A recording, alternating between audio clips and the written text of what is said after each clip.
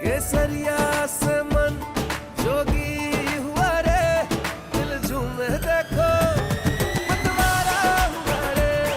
केसरिया से मन जोगी हुआ। हर पल मनाओ केसरी त्योहार। विमल, बोलो जुबान केसरी।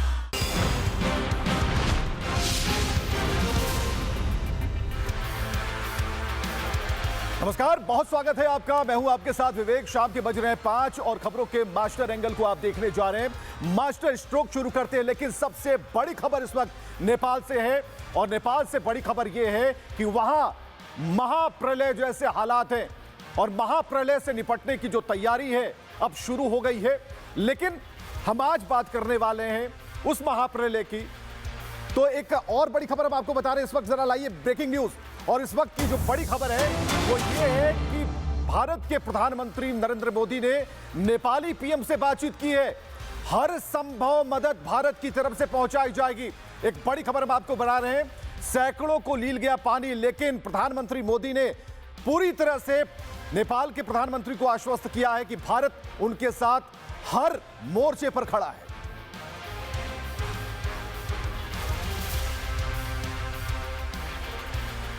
और ये सीधी तस्वीरें हम आपको दिखा रहे हैं किस तरीके से ये प्रलय बड़ा होता चला गया। जो लोग थे अपने मोबाइल में से कैद कर रहे थे। और देखिए, अचानक पुल के नीचे से ये धारा बढ़ती चली गई, जिसके अंदर पानी था, मलबा था, गाद था और चारों तरफ लोगों को भागने का मौका नहीं मिला। आवाज सुनिए जरा इसे।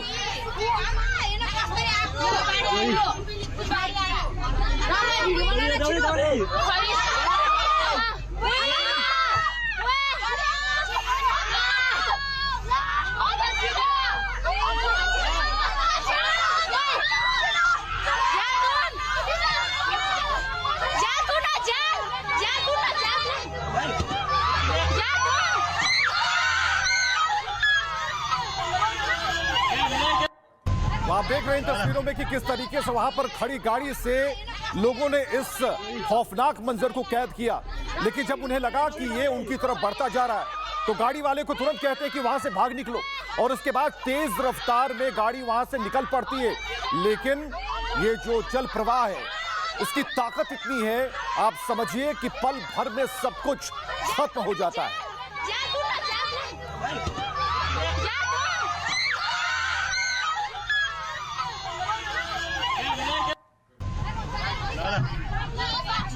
तो हर वो तस्वीर डराने वाली है, हर वो तस्वीर डराने वाली है। और ये तस्वीर बता रही है कि प्रकृति का जो प्रकोप है वो सबसे बड़ा है, सर्वशक्तिमान है। लेकिन ये महाप्रलय है जो आप तस्वीरों में देख पा रहे हैं। नेपाल में चारों तरफ खलबली मच गई। अभी तक जो आंकड़े हैं, जो मौत के आंकड़े हैं, बर्बादी के आंकड़े हैं, नुकसान के आंकड़े हैं, शायद इसकी कभी भरपाई हो पाए। लेकिन फिलहाल ये तस्वीर इसलिए दिखाना जरूरी है कि जो लोग वहां के स्थानीय थे, जो लोग नेपाल घूमने गए थे, वो जब तक कुछ समझ पाते, क्योंकि किसी को पता नहीं चला। और हम उस प्रलय जिसने नेपाल को लगभग डुबो दिया, अब यह सैलाब भारत की तरफ बढ़ रहा है। नेपाल के रसुआ जिले में भयंकर बाढ़ आई। यह इलाका तिब्बत की सीमा से लगा है और माना जा रहा है कि तिब्बत में ग्लेशियर टूटने के बाद इस प्रलय की शुरुआत हुई। इस घटना के बाद नेपाल की कई नदियों में भयंकर बाढ़ आ गई। नेपाल के कई शहर डूब गए, गांव तबाह हो गए। हाइड्रो प्रोजेक्ट प्लांटों को यह पानी लील गया, बहा ले गया। हजारों लोगों की मौत हो गई। और ये आंकड़े बराबर कह रहे हैं, अभी तक आंकड़े पुष्ट नहीं हैं। और तस्वीर हम आपको दिखा रहे हैं। देखिए कितनी बड़ी इमारत है, उसके सामने छोटे छोटे इंसान दौड़ रहे हैं। लेकिन सीसीटीवी जिस ऊंचाई पर लगा था, अगर आप देखें तल्लों को जोड़िए तो तकरीबन 10 तल्ले से भी ऊपर की इमारत पर यह सीसीटीवी लगा था। वहां निर्माण कार्य चल रहा था। लेकिन देखिए किस तरीके से उस ऊंचाई से आता हुआ सैलाब सबको ग्रस ले गया। किसी को बचने का मौका नहीं मिला। लोग भाग रहे हैं, इधर भाग रहे हैं, उधर भाग रहे हैं। और नेपाल से आई हुई जो तस्वीर है वो बता रही है कि आज से पहले लोग धराली का नाम लेते थे कि धराली सबसे बड़ी त्रासदी थी, लेकिन यह धराली से 10 गुना ज्यादा बड़ी त्रासदी है। और बताया जा रहा है कि ये नेपाल में जो खतरे की घंटी बजी, ये खतरे की घंटी वहां के मौसम विभाग तक को पता नहीं थी। बड़े बड़े मौसम वैज्ञानिकों को पता नहीं थी कि अचानक से ये होगा। ग्लेशियर की बात आएगी, बादल फटने की बात आएगी, सैलाब की बात आएगी। लेकिन यहां पर कहानी कुछ और है। ये पानी आया कहां से? क्या चीन से पानी छोड़ा गया? तो क्या चीन ने इसकी पहले सूचना दी क्या? और देखिए ये रेस्क्यू ऑपरेशन शुरू हो गया है। ये रेस्क्यू ऑपरेशन शुरू हो गया है। जो टीमें हैं, आपदा प्रबंधन की टीमें हैं, नेपाल में काम करना शुरू उन्होंने कर दिया।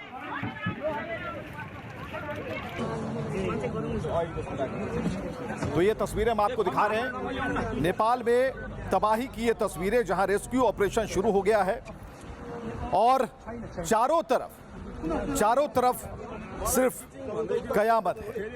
तो एक बड़ी तस्वीर हम आपको दिखा रहे हैं और ये तस्वीर बता रही है कि किस तरीके से वहां हेलीकॉप्टर से रेस्क्यू शुरू कर दिया गया है और कोशिश की जा रही है कि ज्यादा से ज्यादा लोगों को बचाया जा सके, उनकी जिंदगियों को बचाया जा सके। एक बड़ी तस्वीर, और ये तस्वीर कहीं ना कहीं ये बता रही है कि जो लोग हैं वो डरे हुए हैं। जो लोग हैं उनकी कोशिश यही है कि ज्यादा से ज्यादा जिंदगियों को बचाया जा सके। तो ये बड़ी तस्वीर, और इस तस्वीर के पीछे कई कहानियां हो सकती हैं। पानी किसने छोड़ा, कैसे इस जन सैलाब में इस सैलाब को ले उड़ा। और दो तस्वीर हम आपको दिखा रहे हैं, जो उस गाड़ी से किसी ने मोबाइल पर शूट किया है, और दूसरी तस्वीर नेपाल में रेस्क्यू ऑपरेशन शुरू हो गया। तो कुल मिलाकर हम कोशिश करेंगे कि बिहार पर इसका क्या इंपैक्ट है। वहां के मंत्री रत्नेश सदा से हमारी बातचीत होगी कुछ देर में, हम ये भी जानेंगे कि इसका इंपैक्ट क्या है। लेकिन बिहार में बाढ़ के अलर्ट पर क्या मीटिंग हो रही है, किस तरह अमित शाह ने बात की मुख्यमंत्री से, बिहार के मुख्यमंत्री से। लेकिन फिलहाल ये तस्वीर ये बता रही है कि वहां पर हर एक जिंदगी को बचाने का काम जारी है। आप देख पा रहे हैं छोटी छोटी जो वहां पर जो झोपड़ियां बनी हुई हैं, टीन शेड हैं, उसके अंदर लोग रहते हैं और इस बड़ी तबाही की जद में वो आ गए। तो चौतरफा बर्बादी, और इस बर्बादी की कहानी अभी खत्म नहीं हुई, क्योंकि ये बर्बादी तो हो गई। नेपाल एक बड़ी त्रासदी से गुजर रहा, और ना जाने नेपाल कब इसकी भरपाई कर पाएगा। लेकिन इतना जरूर है कि नेपाल के हाथ में, नेपाल के साथ भारत जैसा देश है। भारत की तरफ से प्रधानमंत्री ने साफ कहा है कि हम हर मोर्चे पर आपके साथ हैं, हर मदद के लिए तैयार हैं। भारत की तरफ से जो भी मदद पहुंचाई जानी है वो पहुंचाई जाएगी। लेकिन प्राथमिकता क्या है? प्राथमिकता है लोगों की जान बचाना, लोगों की जिंदगियां बचाना। तो नेपाल में लापता लोगों की तलाश जारी है, और लापता लोगों की से जो रेस्क्यू का काम चल रहा है, तलाशी चल रही है, सर्च ऑपरेशन चल रहा है। एक नया वीडियो सामने आया, जरा उस वीडियो को लाइए। उस वीडियो को हम दिखा रहे हैं कि किस तरीके से जो तबाही मची, अब काम है रेस्क्यू का। हेलीकॉप्टर अपना काम कर रहा है। ऊपर से शॉट जो आप देख पा रहे हैं, ऊपर से जो तस्वीरें आप देख पा रहे हैं, ये तस्वीरें हेलीकॉप्टर से ली गई हैं। कैसे ये तबाही आई, आप आवाज महसूस कीजिए। और ये हेलीकॉप्टर जो कि रेस्क्यू का काम इसने शुरू किया है। सबसे पहले ये देखना होगा कि कितने बड़े क्षेत्रफल को इस जल प्रलय ने अपनी जद में लिया है। इसके बाद आकलन ये होगा कि उस क्षेत्र में कितने लोग रहते थे। ये भी आकलन होगा कि जो पर्यटक यहाँ पहुँचते हैं, क्या उस पूरे रूट में किस जगह पर तैनात थे। और ऐसी स्थिति में अब इन सभी आकलनों को जोड़ते हुए इस निष्कर्ष पर पहुंचा जाएगा कि कहां से काम शुरू किया जाए। तो सबसे पहले तो जो किनारे जो लोग बसे हुए हैं, जो बसावट है नदी के किनारे, उनको बचाया जाएगा। उसके बाद उन्हें तलाशा जाएगा जो लोग इस गाद में फंसे हुए हैं। आप देख पा रहे हैं अलग अलग तस्वीरें हम आपको दिखा रहे हैं। जो लापता लोग हैं उनकी तलाश में हेलीकॉप्टर निकल चुका है। दूसरी तरफ जो रेस्क्यू का काम है वो शुरू हो चुका है। हेलीकॉप्टर से यह देखा जा रहा है कहीं कोई व्यक्ति, कोई परिवार फंसा तो नहीं है, क्योंकि कई ऐसे गांव हैं, छोटे छोटे गांव, जो दोनों ही किनारों पर बसे हुए हैं, जिन्हें पता नहीं था दोपहर तक कि यहां पर इतनी तेज धारा पानी की आएगी और उसके साथ बड़ी गाद भी चली आएगी। तो अभी इस वक्त जो तस्वीर आप स्क्रीन पर देख पा रहे हैं, इसमें वो सभी आपदा एजेंसियां हैं और वो लगातार अपना काम कर रही हैं। कोशिश कर रही हैं कि, और ये तस्वीर हम आपको दिखा रहे हैं, और ये तस्वीर आप देखिए कि किस तरीके से उन इलाकों में, दुर्गम इलाके हैं, पहाड़ों पर लैंड करना काफ़ी मुश्किल होता है। बावजूद इसके ये देखिए मिट्टी की गाद में से लोगों को निकालने का काम शुरू है, यानी कि जो लोग कीचड़ में फंस चुके हैं उन्हें निकाला जा रहा है। और ये चिन्हित वो गांव हैं, आप देख पाइए, जिनको निकाल करके हेलीकॉप्टर में बिठाया गया, उन्हें तुरंत अस्पताल की तरफ लेकर जाया जा रहा है ताकि उनकी जिंदगियों को सही सलामत रखा जा सके। मुश्किल घड़ी में है नेपाल। प्रधानमंत्री ने कहा कि मुश्किल घड़ी में है लेकिन हम साथ हैं। नेपाल को मानवीय मदद पहुंचाई जा रही है, हर तरह की सहायता पहुंचाई जा रही है, प्रधानमंत्री ने स्पष्ट कर दिया है। लेकिन खतरा भारत को भी कम नहीं है। कम से कम उत्तर प्रदेश और बिहार में खतरा बढ़ गया। और ये एक तस्वीर और देखिए जरा, ये तस्वीर देखिए कि कैसे जलधारा काफी उग्र होती है, कैसे इसमें प्रवाह तेज होता है। और वहां पर जो डैम बने हुए थे, जहां पर पानी को रोका जाता था, हाइड्रो पावर प्लांट्स थे, वो एक एक कर टूटते गए। आप समझिए कि पानी का प्रेशर क्या था। तो ये पूरी तरह से ताश की पत्तों की तरह सब कुछ खत्म हो गया। लेकिन बिहार की तरफ ये सैलाब बढ़ता जा रहा है, और ये सैलाब इतनी तेजी से बढ़ रहा है कि ये कहा गया कि शाम के 3 बजे तक बिहार में इसका असर देखने को मिलेगा। लेकिन मात्र 1 घंटे के भीतर नदियों में उफान देखा गया। जो वहाँ के हमारे सूत्र हैं, जो हमारे सोर्सेस हैं, वो बता रहे हैं कि किस तरीके से जो जल का लेवल है, जल स्तर है नदियों का, वो बढ़ गया। और जिस एक नदी के आने के, खासकर बूढ़ी गंडक की बात की जा रही है, वहाँ पर कोसी की बात की जा रही है, बिहार से सटे हुए, बिहार में उन नदियों से सटे हुए जो इलाके हैं, जो जिले हैं, वो विशेष तौर पर ज़्यादा प्रभावित हैं। तो नेपाल में तबाही का तांडव, और हम एक एक कर बता रहे हैं कि 26 पुलिसकर्मी लापता हैं। ये डेटा सामने आया है। 3 पुलिस चौकियां तबाह हो गई, 13 हाइड्रो पावर प्रोजेक्ट तबाह हो, 12 अस्पताल चपेट में आए हैं। इसके अलावा 384 से ज़्यादा जो तीर्थयात्री हैं लापता हैं, 105 भारतीय टूरिस्ट लापता हैं, 291 विदेशी टूरिस्ट लापता हैं, 93 नेपाली नागरिक लापता हैं। तो ये पूरा डेटा बता रहे हैं हम आपको, और ये डेटा बढ़ सकता है, ये आंकड़े बढ़ सकते हैं, क्योंकि जो तबाही है उसे देखकर ये अंदाज़ा लगा सकते हैं कि जो नंबर्स आए हैं अभी तक वो काफ़ी कम है। और ऐसे में ज़रूरी है कि ये जो आंकड़ा है यही तक रह जाए, क्योंकि लोगों की जान बचाना ज़्यादा ज़रूरी है। एक रिपोर्ट हम आपको दिखाएं।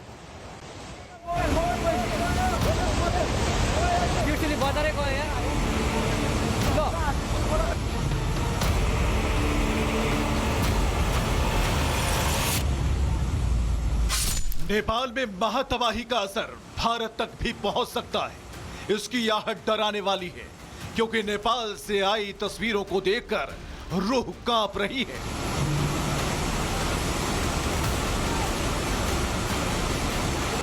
हालांकि इस तबाही की शुरुआत नेपाल के उत्तर में हुई, मतलब ये इलाका भारत की सीमा से काफी दूर है। लेकिन जिस रफ्तार से सैलाब आगे बढ़ता जा रहा है, भारत की चिंता बढ़ती जा रही है। नेपाल के रसुआ जिले में भयंकर बाढ़ आई। यह इलाका तिब्बत की सीमा से लगा है। तिब्बत की तरफ से होटेकोशी नदी में भारी सैलाब आ गया। ग्लेशियर लेक आउटबर्स्ट के कारण यह सैलाब आया था। रसुआ के तिबुरे स्याफ्रुबेसी क्षेत्र पूरी तरह से प्रभावित हुए। हाइड्रो पावर प्रोजेक्ट्स चिली में और रसुआ गढ़ी को भारी नुकसान पहुंचा। होटेकोशी नदी आगे दक्षिण की तरफ बहकर त्रिशूली नदी में मिलती है। जल प्रवाह रसुआ के नीचे की तरफ नुवाकोट और धाडिंग जिलों से होकर गुजरता है। त्रिशूली नदी का बहाव दक्षिण में गोरखा और चितवन जिलों की तरफ बढ़ता है। चितवन के देवघाट और आसपास के निचले इलाकों में पानी भरने का खतरा बढ़ गया है।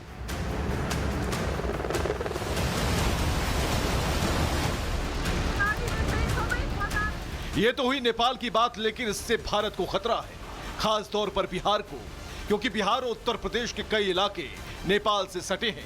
ऐसे में यह सैलाब बिहार तक असर डालेगा। नेपाल में जो नदियां उफान पर हैं, वो बिहार की गंडक और कोसी नदी से मिलती है, और इसी वजह से कई जिलों में खतरा है। पश्चिम चंपारण, बेतिया और बगहा में गंडक नदी में उफान आ सकता है। पूर्वी चंपारण, मोतिहारी और रक्सौल में गंडक नदी, सिकरहना नदी, लालकिया नदी में उफान आ सकता है। मुजफ्फरपुर, गंडक और बूढ़ी गंडक नदी में खतरा बढ़ गया है। सुपौल, सहरसा और मधेपुरा जहां कोसी नदी है वहां पर उफान आ सकता है। सीतामढ़ी, शिवहर और मधुबनी में बागमती और कमला और अन्य पहाड़ी नदियां होकर गुजरती हैं, वहां भी तबाही आ सकती है। दरभंगा जहां कमला बलान, बागमती नदी और कोसी नदी प्रलय मचा सकती है। अररिया, किशनगंज और पूर्णिया और कटिहार की बात करें तो महानंदा का सैलाब यहां कहर बरपा सकता है।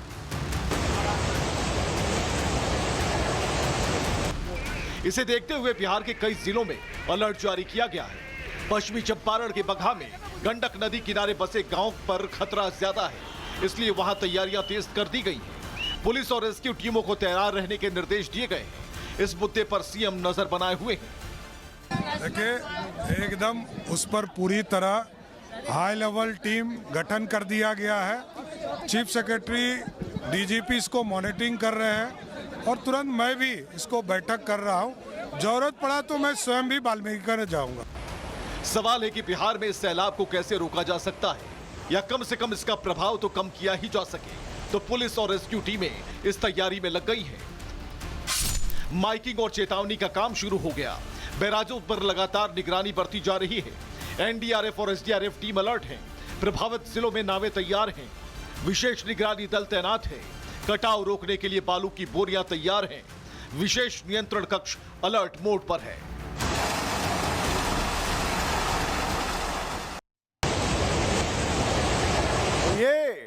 ये जल प्रलय एक नई कहानी लिख चुका है। नेपाल की तकदीर पर इसने बर्बादी के निशान छोड़ दिए। सवाल है कि अब इससे नेपाल कैसे निपटेगा।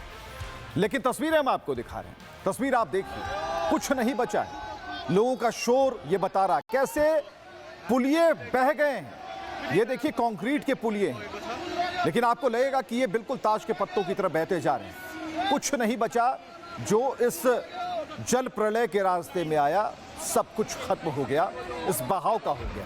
तो आप देख पा रहे हैं यहां हर वो निर्माण खत्म हो गया है। कहीं भी जोड़ने की बात नहीं है, हर जगह टूटे हुए। और हमारे साथ बिहार के जो आपदा प्रबंधन मंत्री रत्नेश सदा इस वक्त हमारे साथ मौजूद है। रत्नेश जी, जो जानकारी मिल पा रही है इससे कहा जा रहा है कि बिहार पर भी इसका बड़ा इंपैक्ट पड़ेगा। आप तक क्या जानकारी पहुंची है? देखिए, जो बाढ़ की स्थिति है, अभी 75 पानी बगहा साइड में आया है। प्रशासन अलर्ट है, एनडीआरएफ का टीम अलर्ट है। जिला प्रशासन, जिला पदाधिकारी के द्वारा नीचे स्थान में जो फंसे हुए लोग हैं सबको मेकिंग करके ऊंचे स्थान पर सुरक्षित बाहर किया जा रहा है। लेकिन यहां पर आपको क्या अभी तक डिटेल दी गई है कि कैसे ये पानी नीचे उतरेगा? क्या गोपालगंज के रास्ते आएगा, कोसी में ये पानी होगा, बूढ़ी गंडक में पानी होगा, क्या दरभंगा का इलाका, मधुबनी का इलाका ये छूटेगा? कैसे, क्या कुछ बताया गया नक्शे के तौर पर? देखिए, जो स्थिति होगा उस स्थिति से निपटने के लिए बिहार सरकार और देश के गृह मंत्री कहीं बाढ़ की स्थिति से निपटने के लिए हम लोग मुकम्मल तैयारी कर चुके हैं। इसमें कोई दिक्कत नहीं होगी। तैयारियों को लेकर ये कहा जा रहा है कि जो खासकर जो गंडक बराज है यहाँ पर विशेष तैयारी की गई है, कई टीमें अभी भी तैनात हैं वहां पर। तो इस खबर के आने के बाद अब तक जो 2-3 घंटे का वक्त है, इसमें मुकम्मल क्या कुछ हुआ है? क्या जो मुख्य सचिव है उनकी तरफ से आपको इन्फॉर्म किया गया है? अभी तक स्थिति सामान्य है, सुरक्षित लोग है और जो निचले इलाका में उसको बाहर किया जा रहा है। अभी तक किसी तरह कोई घटना नहीं घटी है। आपको लगता है कि आज रात काफी जागने जैसी रात है? रात में प्राकृतिक आपदा है, निपटने के लिए हम लोग तैयार हैं, लेकिन प्रकृति के सामने किसी का बस तो चलता नहीं है। लेकिन हम लोग कोशिश कर रहे हैं जो निचले इलाके में लोग हैं उसको सुरक्षित स्थान दिया जाए, स्थान पर रखा जाए और साथ ही भर रात हम लोग उस पर नजर बनाए रखेंगे कहाँ क्या स्थिति हो रहा है। रत्नेश जी, एक चीज कही जा रही है कि जहां पर जो निचले इलाकों का आप बात कर रहे हैं वहां पर माइकिंग शुरू कर दी गई है। जी, वहां पर माइकिंग शुरू कर दी गई है, लोगों को बताया जा रहा है कि वहां से हट जाइए या फिर वहां पर वैकल्पिक व्यवस्था की जा रही है। तो क्या जो एनडीआरएफ और एसडीआरएफ की टीम है वहां पर पहुंच गई है? चलिए, रत्नेश सदा हमसे बात कर रहे थे और रत्नेश जी ने बताया कि मुकम्मल इंतजाम है और यहाँ पर पूरी कोशिश यही है कि कहीं भी किसी जान माल का कोई नुकसान ना हो। तो बिहार सतर्क है, बिहार के मंत्री सतर्क हैं और सबसे बड़ी बात कि अभी अमित शाह और गृह मंत्री अमित शाह की मुख्यमंत्री से बातचीत हुई है, सम्राट चौधरी से बातचीत हुई है, उन्होंने हर उस जानकारी को साझा किया है। और इस वक्त एक और बड़ी खबर हम आपको बता रहे हैं, जिसमें खबर यह आ रही है कि नेपाली पत्रकार परशुराम काफले का चीन पर एक गंभीर आरोप। अब देखिए, जो नेपाली पत्रकार है वो कह रहे हैं कि हमारे उत्तरी पड़ोसी ने बुरी तरह से धोखा दिया है। ये बात बड़े दुख के साथ कहनी पड़ रही है। पूर्व सूचना नहीं दी गई जिससे जान माल का नुकसान हुआ, यानी चीन की तरफ से ये पानी छोड़ा गया है। नेपाली पत्रकार हैं परशुराम काफले, उन्होंने चीन पर आरोप लगाया और ये कहा कि पानी छोड़ने से पहले नेपाल को सूचित चीन ने नहीं किया और ये गंभीर सवाल है। उत्तरी पड़ोसी ने धोखा दिया, उन्होंने ये कहा।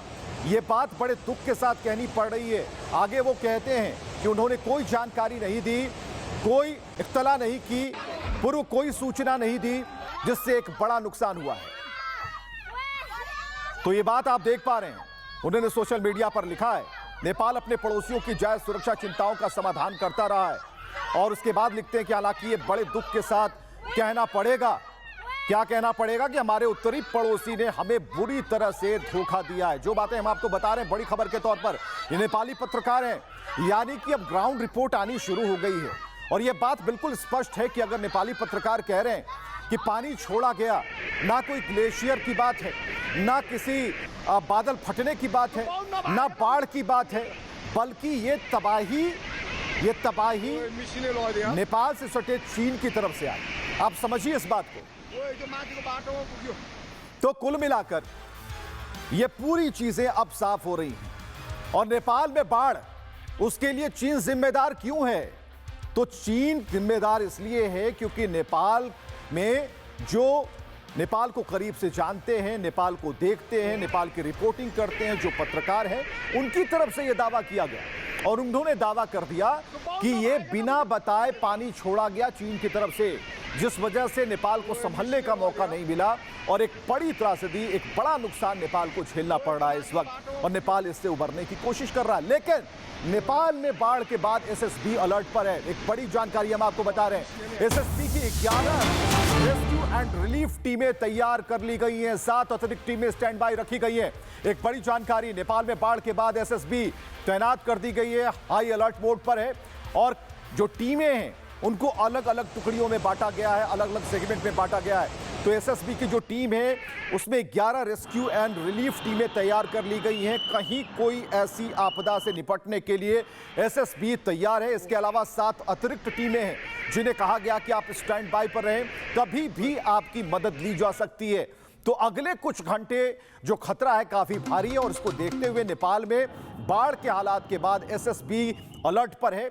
11 रेस्क्यू एंड रिलीफ टीमें तैनात की गई हैं। यानी कि अब जो एसएसबी को ये हैंडओवर किया जाएगा ताकि खासकर जो सीमा सुरक्षा बल हैं उनकी टुकड़ियां इस पर विशेष नजर रखें, क्योंकि जो तबाही है वो बिहार की तरफ तेजी से बढ़ती जा रही है। लेकिन ये देखना होगा कि ये तबाही कितनी तेजी से, कितनी रफ्तार में, कितनी तीव्र गति में और कितनी गाद लेकर आगे बढ़ती है, किन इलाकों को इफेक्ट पहुंचाती है।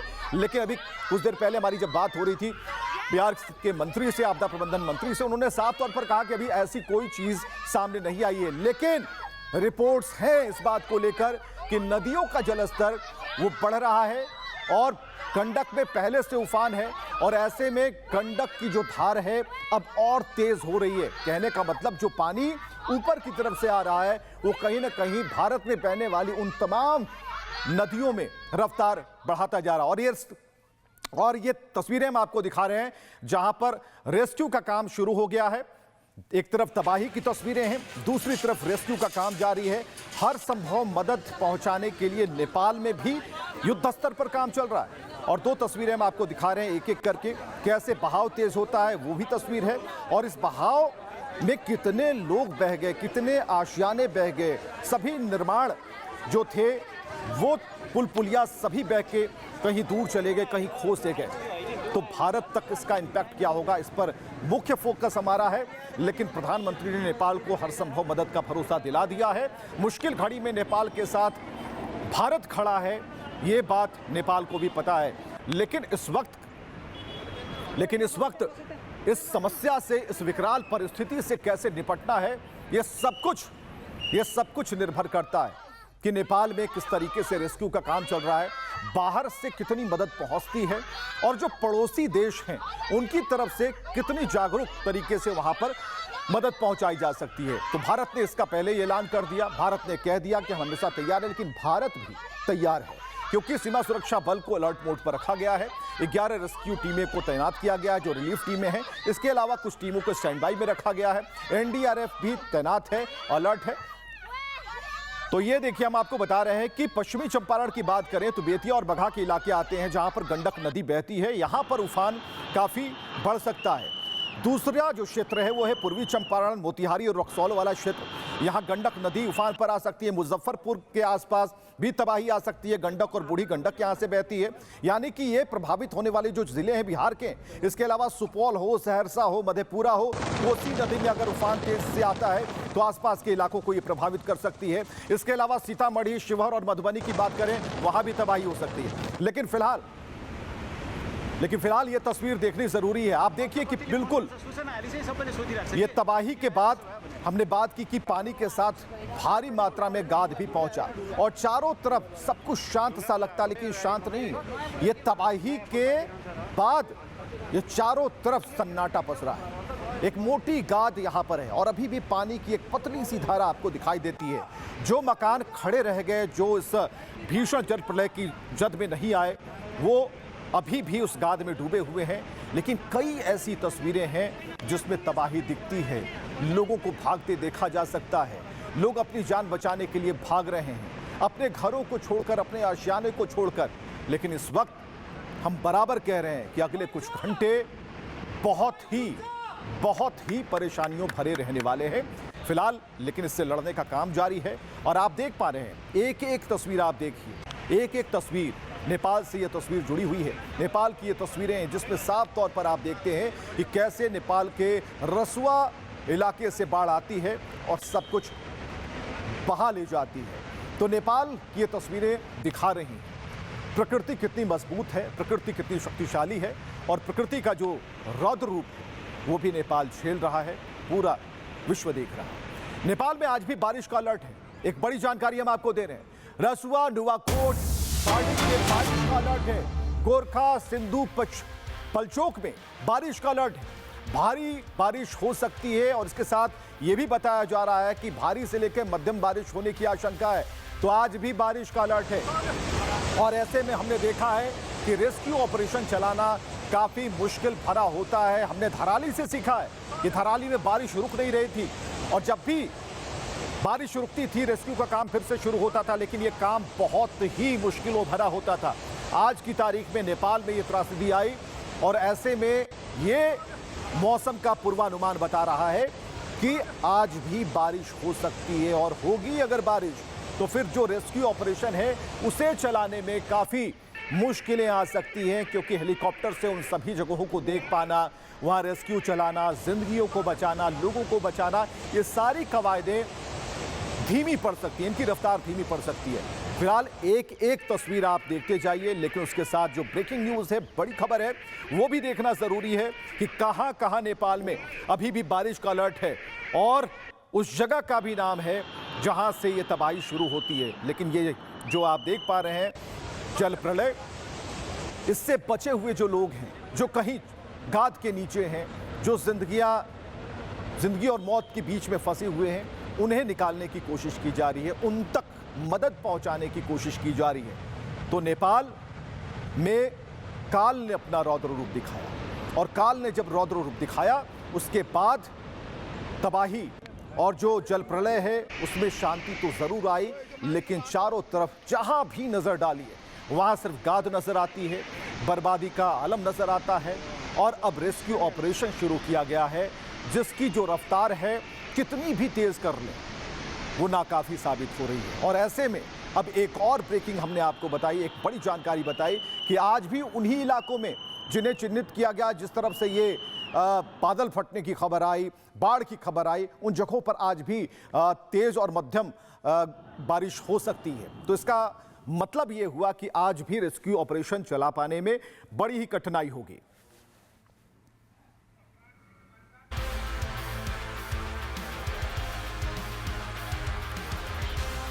और सम्राट से एक पर्यटक जो हैं हमारे साथ जुड़े हुए हैं, हम जानना चाह रहे हैं आपसे कि अभी वहां के हालात क्या है और क्या अभी आप सुरक्षित हैं जहां पर हैं? हम लोग तो वहां से निकल पड़े, मगर लैंडस्लाइड बहुत ज्यादातर जी वाटरफॉल हो रहा था और वेदर भी उतना क्लियर नहीं था वहां पर। जी और सडनली चाइना बॉर्डर से आपका सब कुछ ब्रेक डाउन हो गया वाटर के प्रेशर से,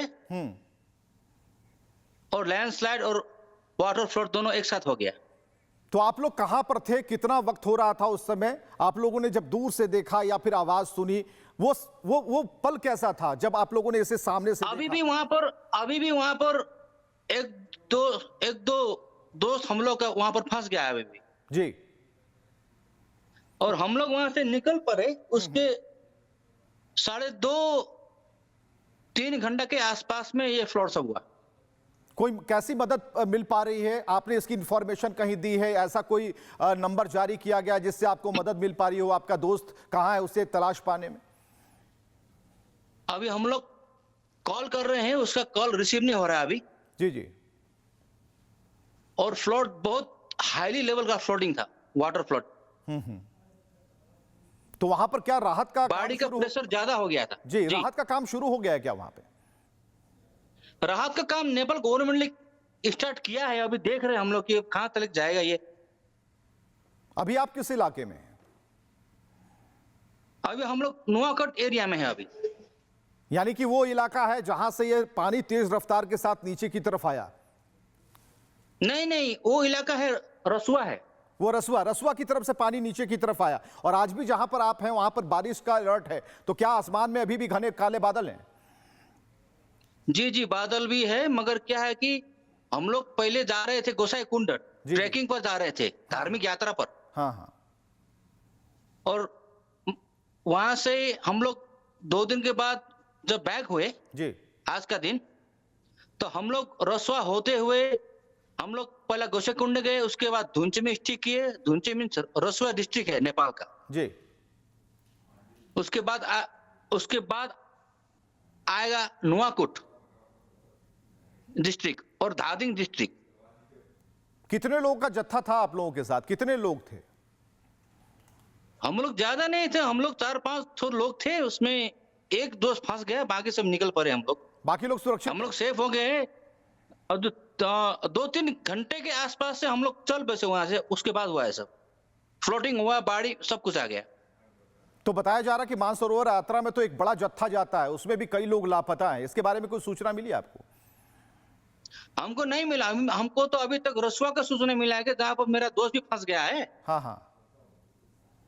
अभी नेपाल गवर्नमेंट ने फुल्ली हाई अलर्ट किया है उस जगह पर जहां पर वाटर फ्लड हुआ है, रसुआ, नुआकोट, धादिङ और चितवन। तो फिर आप लोग को और आगे की तरफ जाना होगा, तो क्या वहां के लिए रास्ता क्लियर है या फिर वहां भी आप लोगों को बताया गया कि अभी रुकना होगा वहां पर? नहीं, हम लोगों के लिए तो रास्ता क्लियर है, क्योंकि हम लोग अभी नुआकोट में स्टे कर रहे हैं, इसलिए हम लोगों को कुछ प्रॉब्लम नहीं है। मगर वहां पर जो आदमी फंस गया है उन लोगों का प्रॉब्लम, रास्ता भी नहीं है, कुछ भी नहीं है। गांव पूरा सखा हो गया है, गांव का अस्तित्व खत्म हो गया, पूरा खत्म हो गया है वहां पर। तो क्या कहें अब हम, सब तो न्यूज में आ रहा है। चलिए, बहुत बहुत शुक्रिया हमसे बातचीत करने के लिए। तो ये एक अहम जानकारी है जो प्रत्यक्षदर्शी हैं, जो मानसरोवर यात्रा पर गए थे, 500 के जत्थे में शामिल थे। इनके कुछ दोस्त कहीं पीछे रह गए हैं जहां से ये त्रासदी शुरू होती है। लेकिन ये भी कह रहे हैं कि नेपाल में पानी चीन की तरफ से आया, अचानक आया, सब कुछ शांत था, किसी को कुछ पता नहीं था। लेकिन जो हुआ वो प्रलय, महाप्रलय। और ऐसी स्थिति हम आपको दिखा रहे हैं, ये तस्वीरें आप देखिए। और नेपाल के लोगों से भी हमारी बातचीत हो रही है, जो वहाँ पर पर्यटक गए थे उनसे भी बातचीत हो रही है, क्योंकि एक बड़ी संख्या में। लेकिन हमारा मुख्य फोकस इस बात को लेकर है कि वहाँ रेस्क्यू ऑपरेशन कैसे चलाए जा रहे हैं, कितने लोगों की जान बचाई जा सकी है, ताकि डिटेल जो आंकड़ा है वो आप तक पहुँच पाए। ये सभी के मोबाइल पर ये तस्वीरें हैं, स्क्रीन पर भी आप इन तस्वीरों को देख पा रहे हैं। लेकिन जरा सोचिए कि उस समय, उस वक्त, उस पल जो व्यक्ति काल को इतने बड़े रूप में आता हुआ देख रहा होगा, उसके साथ क्या बीत रही होगी। लेकिन यह प्राकृतिक आपदा है या फिर किसी की धोखेबाजी, क्योंकि नेपाली पत्रकार जो दावा कर रहे हैं, अब ये किसी निष्कर्ष पर आना इतनी जल्दबाजी हो जाए, लेकिन जो नेपाली पत्रकार दावा कर रहे हैं उनकी बात पर भी अमल करना होगा। ये तस्वीर हम आपको दिखा रहे हैं और ये तस्वीर आप देखते हैं, एक तेज गर्जना है और जो मोटी जलधारा है जिसमें प्रलय की आवाज सुनाई देती है। और आप देख पाएंगे कि एक नहीं कई तस्वीरें हमने आपके लिए खोल रखी हैं। जितनी भी खिड़कियां आप देख पा रहे हैं, उन खिड़कियों में सिर्फ तबाही आपको नजर आए। इन तबाही वाले मंजर में लोग भागने की कोशिश कर रहे हैं, जान बचाने की कोशिश कर रहे हैं। जो बड़ी बड़ी बसें हैं, बड़े बड़े घर हैं, सब कुछ बिखर से जा रहे हैं, खो जा रहे हैं। और जैसा कि अभी प्रत्यक्षदर्शी ने बताया कि किस तरीके से वहां पर गांव के गांव सपाट हो गए, समतल हो गए। तो नेपाल में आपदा के बीच एलपीजी सिलेंडर की लूट मच गई। पानी में तैरते सिलेंडरों को निकालने के लिए लोग पानी में कूद गए। मलबे और कचरे के बीच दबे सिलेंडर निकालने के लिए लोगों में होड़ दिखी। आप देखिए, एक तो आपदा, उसमें कुछ लोग ऐसे हैं जो अवसर तलाश रहे हैं। जो घरेलू गैस सिलेंडर है उन्हें लूटने की होड़ मच गई, पानी में लोग कूद गए। तो ये भी अपने समाज में कई तरह के लोग हुए, और उसमें से कुछ लोग ये हैं जिन्हें लोगों की जिंदगी से पहले अपनी जरूरतें, अपना स्वार्थ नजर आता है। ये सही नहीं है, लेकिन इन्हें समझाए कौन? क्योंकि इनके पास भी यही तस्वीर पहुंची होगी, तबाही वाली, जिसमें लोग भाग रहे होंगे, लेकिन इन्हें मतलब नहीं है। लेकिन हम इन तस्वीरों को दिखा रहे हैं, और इन तस्वीरों के बाद उस तस्वीर को भी हम दिखा रहे हैं जिसमें दोनों हाथों से बचाव दल अपना काम कर रहा है। और अशोक अधिकारी है, काठमांडू से सीधे जुड़ रहे हैं। अशोक जी, यहां पर कई प्रत्यक्षदर्शियों से हमारी बातचीत हुई, बिहार के मंत्री से भी हमारी बातचीत हुई। सभी सतर्क हैं, कुछ बचे हैं, कुछ को तलाशा जा रहा है। अभी फिलहाल स्थिति क्या है? ये अभी आपने कहा कि जैसे बहुत बुरा हाल है, स्थिति वही है। अभी जो सन्नाटा है, जैसे कि जो त्रिशूली नदी ने सारा ऐसा तबाह कर दिया कि अभी मैं ट्रॉमा सेंटर से काठमांडू स्थित वीर हॉस्पिटल और ट्रॉमा सेंटर और टीचिंग हॉस्पिटल से सीधा वापस आ रहा हूं। और वहाँ के जितने भी घायल लोग लाके वहाँ को उपचार शुरू कर दिया है। उनके सर से पांव तक कोई ऐसा जगह नहीं है जहाँ मट्टी फंसा हुआ है पूरी तरह। और उन्होंने बोल रहे थे कि वो लोग, घायल लोग बोल रहे थे कि हम वो नदी से, जो त्रिशूली नदी है, त्रिशूली नदी से कम हम 200 मीटर ऊपर थे। हमारा घर 200 मीटर से ऊपर था, लेकिन फिर भी इतना बड़ा बाढ़ आया कि हमने भागने का तो समय ही नहीं बचा, लेकिन सोचने कि उस टाइम की सोचने का टाइम ही नहीं मिला कि अब क्या करें ऐसे। और वो 5 मिनट का जब दौरा था, जो बाढ़ का, जब ढेर सारे मलबा और बाढ़ में जो गिगरान आया और मिट्टी के साथ ढूंगा, मतलब पत्थर कंकड़ भी जा रहा था। तो ऐसा स्थिति हमने इससे पहले कभी नहीं देखा था। तो ऐसा स्थिति है कि अभी जहां से त्रिशूली नदी का बाढ़ का जो रास्ता गुजरा, वो जगह कम से कम 300 से 500 तक मीटर ऊपर तक वो सारा, अभी वहाँ कुछ भी नहीं है। ऐसा खबर आ रहा है कि नुआकोट से वो बाढ़ का जो चपेट में आया था, वहाँ कम से कम 200 से ज्यादा विद्यार्थी लापता है। वहाँ का एक स्कूल सारा एक ही बार बाढ़ के चपेट में आया, वहाँ से विद्यार्थी भी बाढ़ के चपेट में पड़ गए। जितने विद्यार्थी थे, कुछ स्टूडेंट ने तो अपना जान जुगाया, लेकिन बहुत सारे ऐसे खबर आ रहा है कि मैंने प्रमुख जिला अधिकारी सीडीओ से भी बात किया था, लेकिन अभी जो पिक्चर है, जो तबाह का पिक्चर है, वो बहुत बड़ा पिक्चर है। ऐसा नेपाल में कभी नहीं हुआ था। इससे पहले सिंधु पाल्चोक में भी ऐसा आया था, लेकिन वो 50 मीटर जी यहाँ पर एक और जानकारी आपसे चाहेंगे कि जो नेपाली जर्नलिस्ट है, पत्रकार है, उनका एक दावा सामने आ रहा है। उनका ये कहना है कि ये चीन की तरफ से बिना सूचना के पानी छोड़ा गया, जिस वजह से इतनी बड़ी तबाही मची। इसमें क्या सच्चाई आ रही है? देखिए, ये क्या है, बाद में चीन सरकार के तरफ से और राजदूतावास के तरफ से कुछ बयान आएगा, लेकिन अभी का जो परिस्थिति है, मैंने जो ग्लेशियर लेक के बारे में, हिम नदी के बारे में, हिमताल के बारे में जो रिसर्च कर रहे हैं यहाँ के जो बहुत बड़े विज्ञ लोग हैं, उनके साथ मैंने बात किया था। तो वो कह रहे थे कि ये चीन से पानी छोड़ने का और वहां से बाढ़ आने का कारण नहीं हो सकता है। ये सीधा वहां से बाढ़ आने के बाद हिमताल विस्फोटन होने के बाद ही ऐसा आया। ये नेपाल की तरफ, चीन सरकार की तरफ से हम लेते रहेंगे। बहुत बहुत शुक्रिया सुखजी हमसे बातचीत करने के लिए। तो फिलहाल ये नेपाल की भारी तबाही, जिससे निपटने की हर संभव कोशिश की जा रही है। भारत ने अपने दोनों हाथ खोल दिए हैं, मदद के हाथ बढ़ाए हैं। प्रधानमंत्री ने साफ तौर पर कहा है कि नेपाल के साथ हर मोर्चे पर, हर तकलीफ में भारत साथ में है। तो आज के लिए मास्टर स्ट्रोक में बस इतना ही। एक छोटे से ब्रेक के लिए रुकते हैं, कहीं मत जाइए।